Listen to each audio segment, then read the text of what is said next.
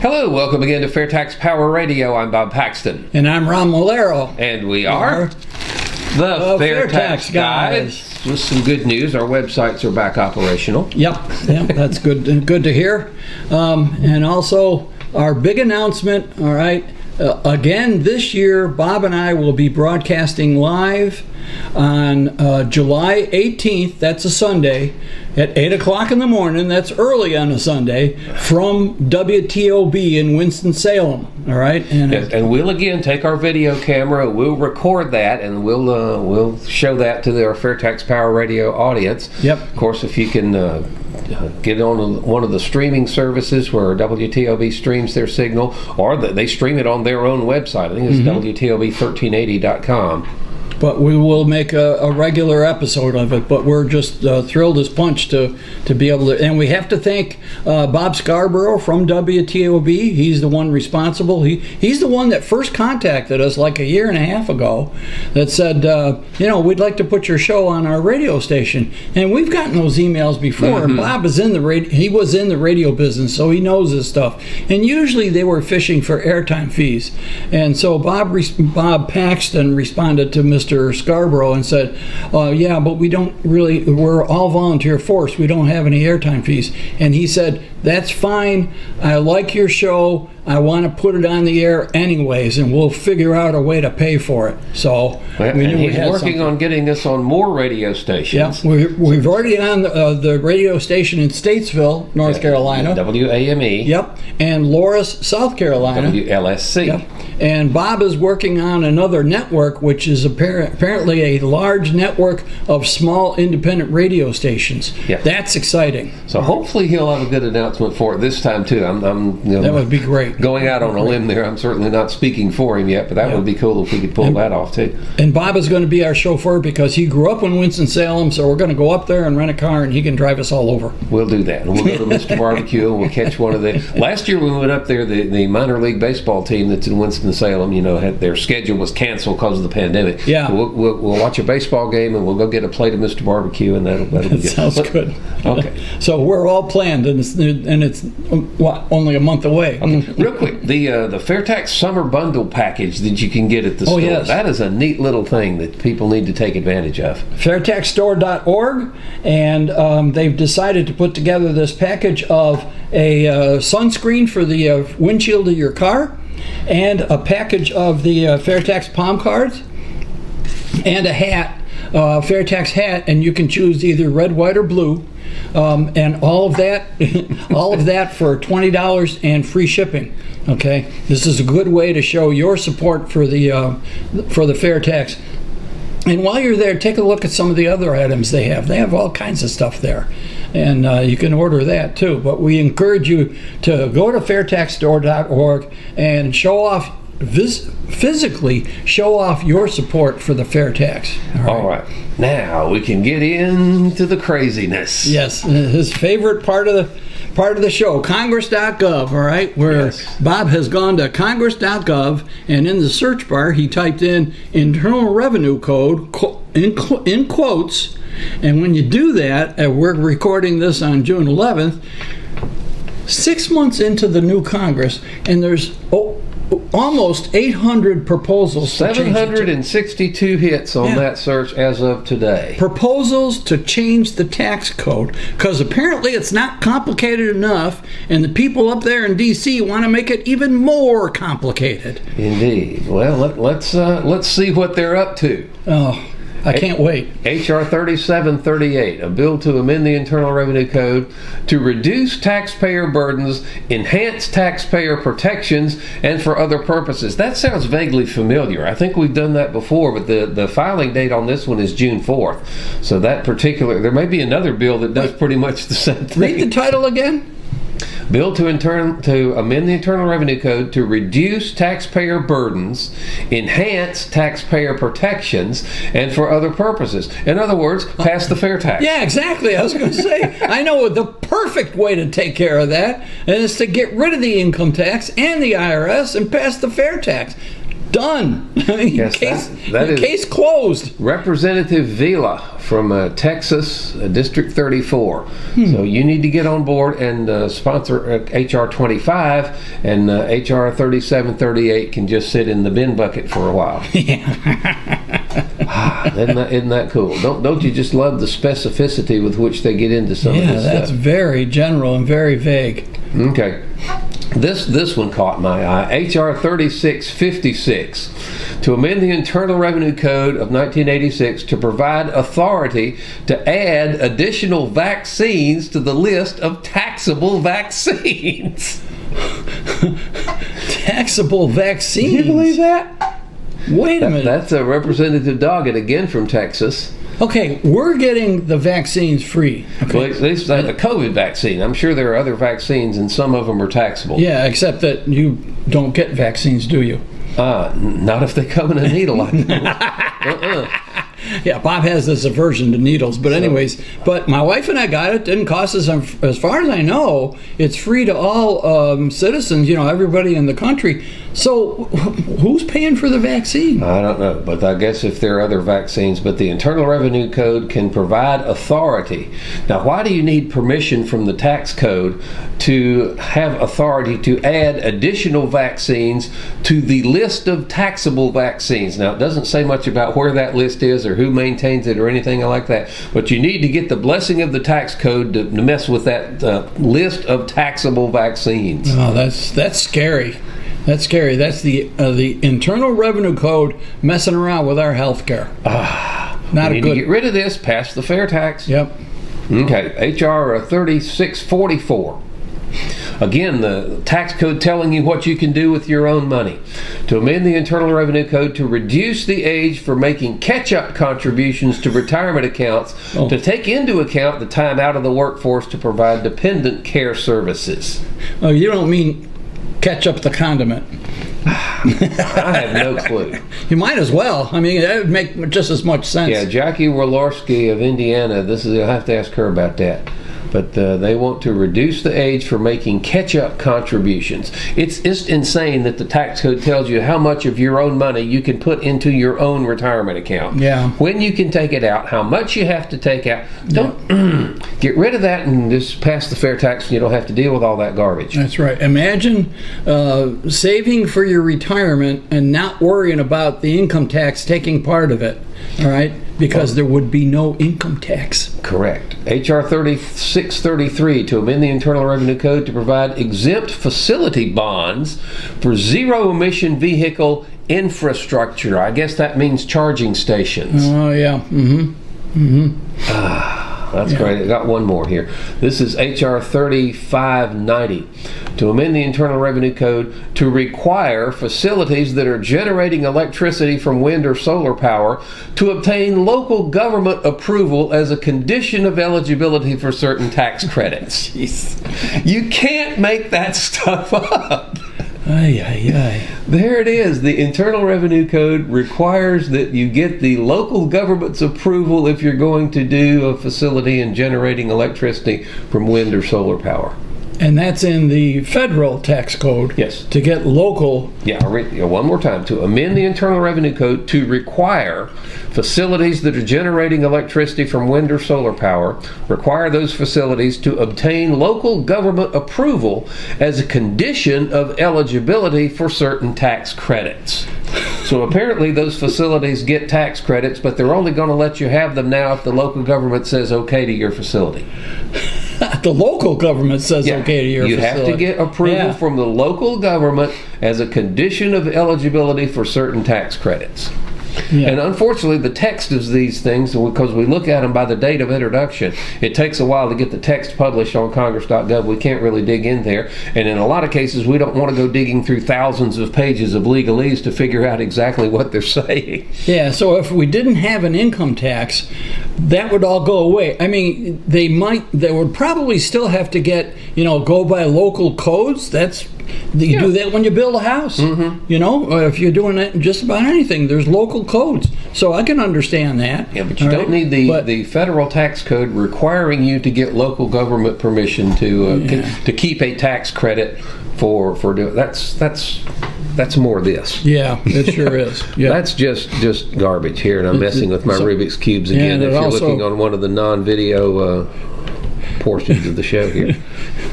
Yep, it just tends to remind me of municipal solid waste in the tax code. Well, we will have more of this craziness next week on FAIRtax Power Radio because there is an unending source thereof. The Congress critters just cannot resist messing with the tax code, and the reason they can't resist messing with the tax code in a lot of cases is because there's a lobbyist that wants something. Yeah, that's right. Okay. Now, all right. Do you remember what we said last week on FAIRtax Power Radio? That we were going to compare the income tax and the flat tax and the fair. Doesn't it just gall your gizzard no end when you hear somebody say we need either a fair tax or a flat tax? Like it's they're one of the same thing. Yeah, and we've heard people in the media make that mistake too. Yeah, there's a huge difference between the fair tax and the flat tax. Okay. The flat tax would solve some problems, but the question is, anybody who promotes a flat tax, ask them a quick question: how long will it stay flat?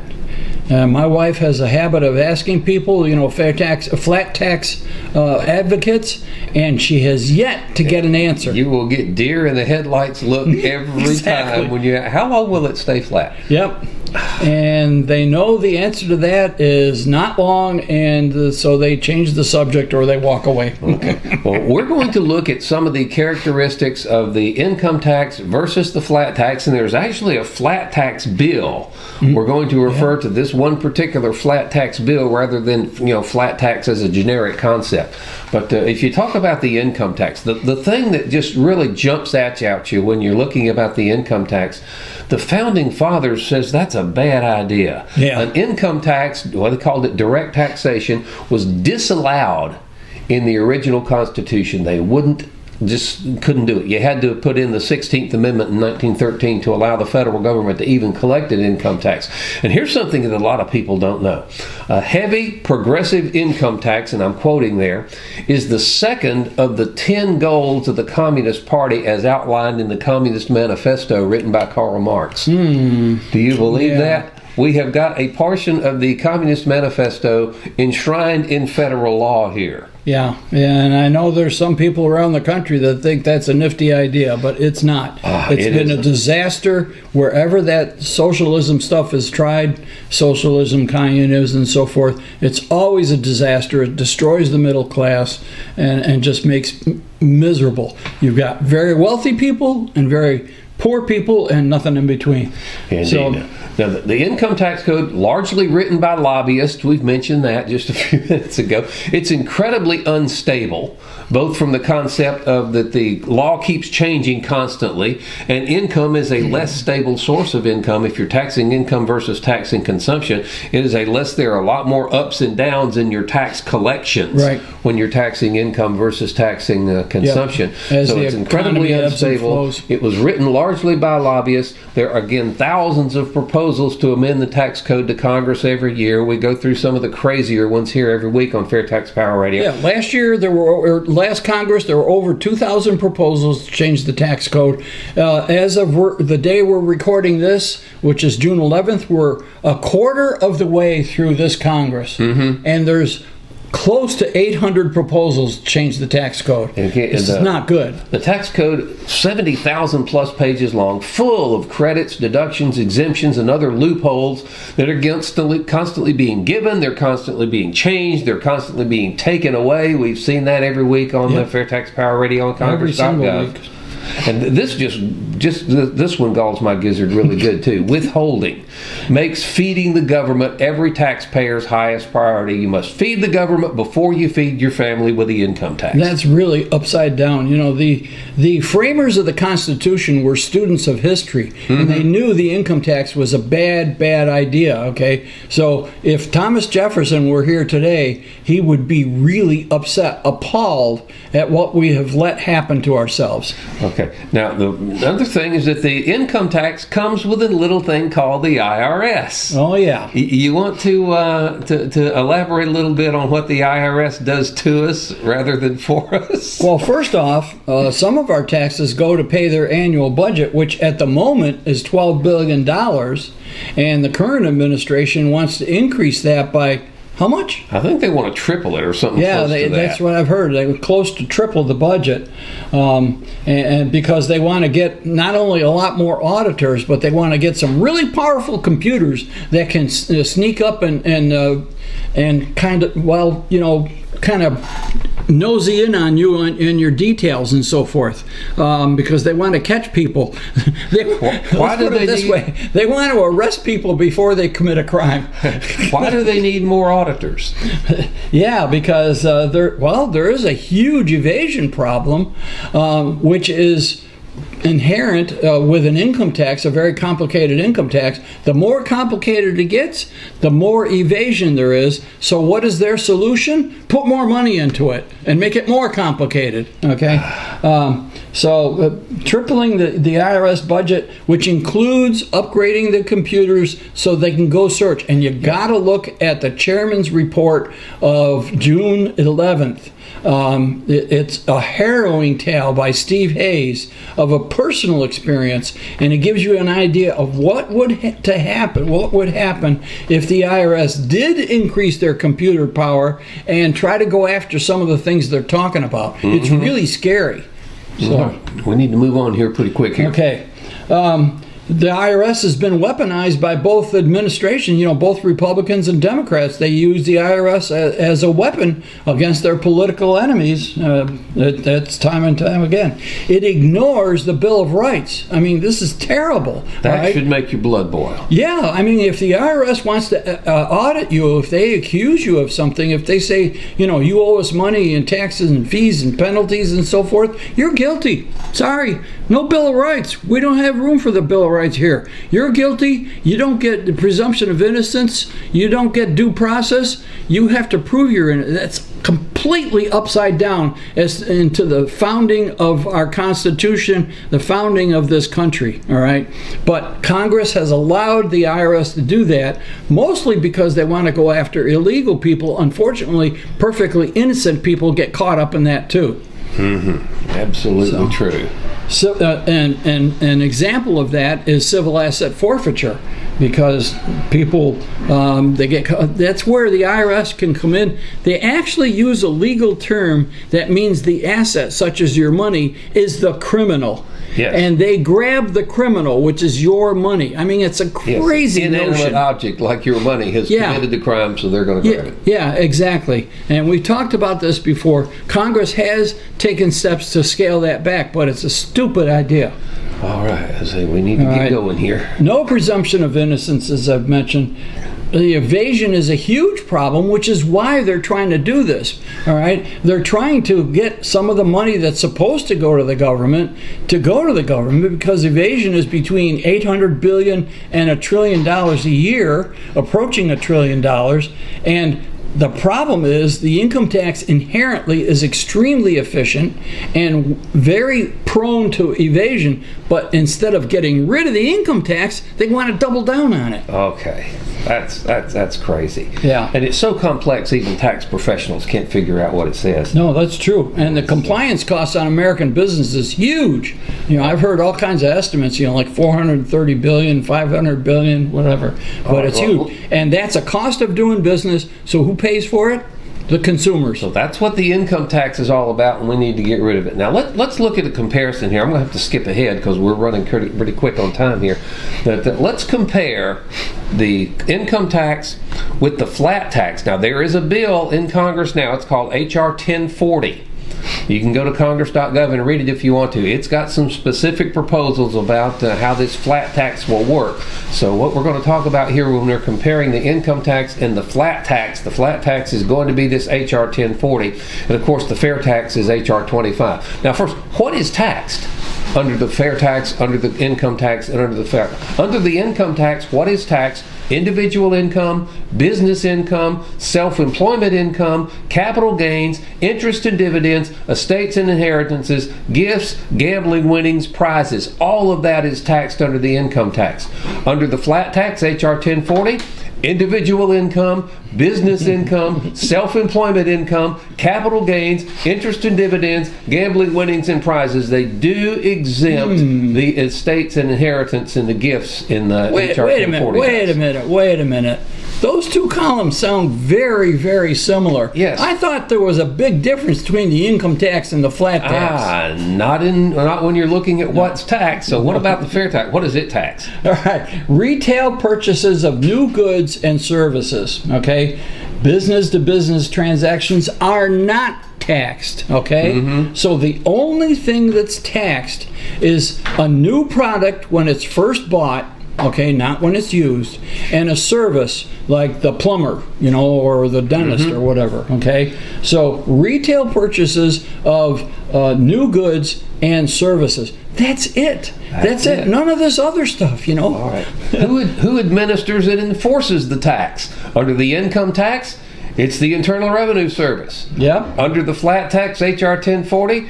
It's the Internal Revenue Service. Yeah, and even if they change the name, it's still the same darn thing. And under the fair tax? It's the various state departments of revenue, because it's a sales tax. 45 of the 50 states have a sales tax. They know how to collect it. The vendor puts it in a special account. They send a report to the state comes and collects it, and then with the fair tax, the state will collect it, send it on to the Treasury, and so all we need in the federal government is a small division that will receive these funds from the various states. Okay, let's look at the IRS. Under the income tax, the IRS administers over 75,000 pages of statutes, regulations, and court rulings, has about a $12 billion annual budget. That'll be at least twice, probably more than twice that if the current administration gets its way. Has around 100,000 employees.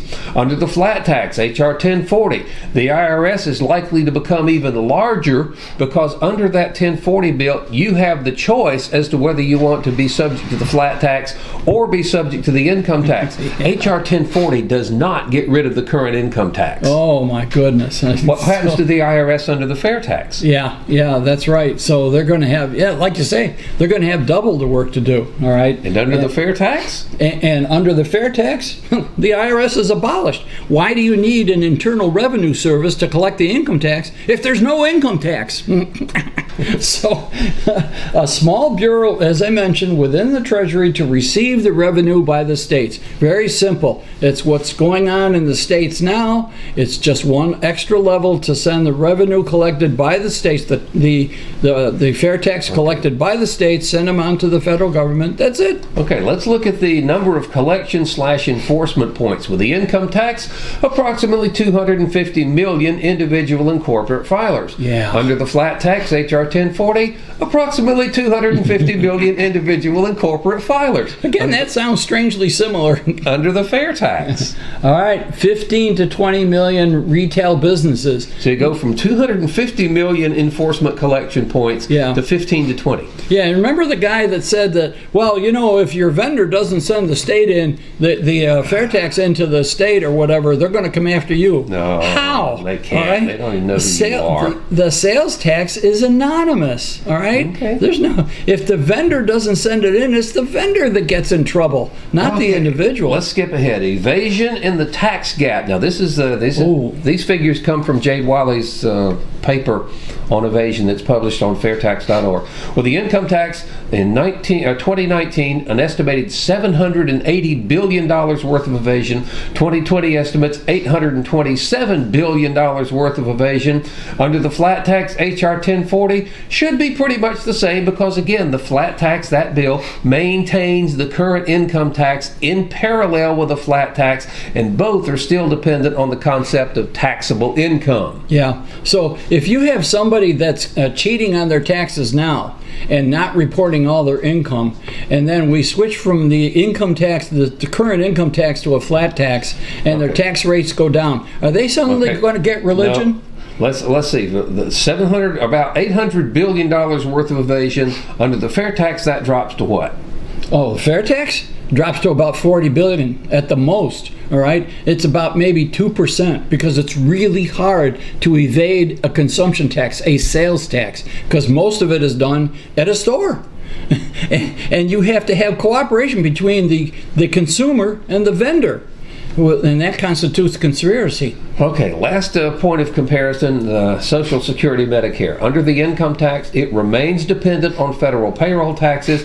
Only people working for a paycheck pay into the system. Under H.R. 1040, the flat tax proposal, same thing. Same thing. Yep. And if you're independently wealthy and you live off your dividends, you're not paying Social Security. However, under the fair tax, it abolishes all the payroll taxes, the most regressive tax we have. All right. It abolishes all the payroll taxes, earmarks a percentage of the fair tax revenue that's spelled out in the legislation, and that portion, it's around 35% of the proceeds from the fair tax, must go to pay for Social Security and Medicare. That means every time somebody purchases a new product or a service in this country, the portion of a portion of the fair tax collected on that sale will go to preserve Social Security and Medicare. All right. So it looks like the income tax and the flat tax are awfully similar. They are. And the fair tax is an entirely different animal. Totally different animal. All right. Okay. So we need to get as many people on board to support the fair tax as we can. Yep. And I didn't mention this last week. I should have. The fair tax 500. Oh, we need 500 right. fair tax volunteers decked out in fair tax gear, so the media people and the political people at the next CPAC conference can see a tremendous grassroots groundswell of support for the fair tax. Of course, we still don't know whether it's going to be in Florida or back in the D.C. area, but in either case, you need to come if you can. And you can get your fair tax gear, such as hats and shirts and so forth, at fairtaxstore.org. fairtaxstore.org. That's where you get your gear. Get a nice baseball cap or whatever, or a visor and a shirt, and show off your support for the fair tax. Maybe some palm cards, whatever. So yeah, go get the special bundle: the hat and the palm cards, and the big shield for your sun shield for your windshield. Yep. We need that in Florida this time of year, don't we? Yeah. I bet they even need that in Wyoming. We'll ask Marissa about that. Yeah. Share these videos if you would. Please make your family and friends aware of the fact that we're on here every week. We air live. The video content's recorded, but the thing streams live on Facebook's FAIRtax official page every Tuesday, 8 p.m. Eastern Time. The comments are live. Ron and I are there. We'll talk to you as the show streams. Yep. And our shows stay on Facebook. We post them to Twitter. They're on YouTube, Parler, Rumble, which is an alternative to YouTube, Gab, MeWe, Instagram. They're all, and the podcast. Don't forget the podcast. Download them to your smartphone and take them with you. Listen to them while you're driving. All right. Advise you to go to fairtax.org. Sign up for the 1040 Club if you can, where you can pledge just $10.40 a month to get rid of the federal Form 1040. And time flies when we're having fun. That's it for this edition of FAIRtax Power Radio. Thank you so much for watching and listening. I'm Bob Paxton. And I'm Ron Malero. Again, we are the FAIRtax Guys, reminding you that the fair tax is the only truly fair tax, and once you understand it, you'll demand it. Follow the FAIRtax Guys on social media and their own website, fairtaxguys.com.